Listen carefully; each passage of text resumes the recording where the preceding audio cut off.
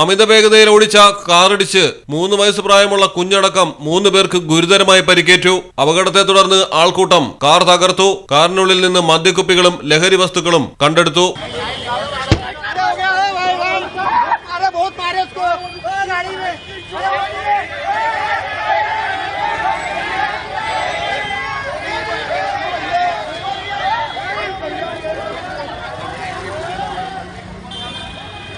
മഹാരാഷ്ട്രയിലാണ് അപകടം നടന്നത്. നാഗ്പൂരിലെ സെൻഡ ചൌക്ക് പ്രദേശത്ത് വെച്ച് അമിത വേഗത്തിലെത്തിയ കാർ സ്ത്രീയെയും കുഞ്ഞിനെയും കാൽനട യാത്രക്കാരനെയുമാണ് ഇടിച്ചു തെറിപ്പിച്ചത്. കാർ ഡ്രൈവർക്കും ഒപ്പം സഞ്ചരിച്ചവർക്കുമെതിരെ പോലീസ് കേസെടുത്ത് അന്വേഷണം ആരംഭിച്ചു.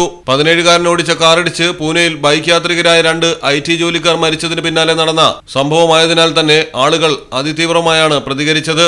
News desk Malayalam television.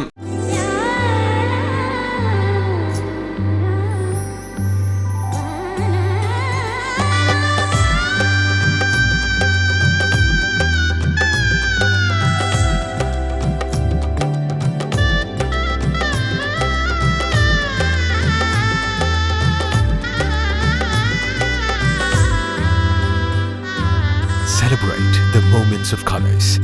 KMT Silks, Perindalmanda, Kottakkal.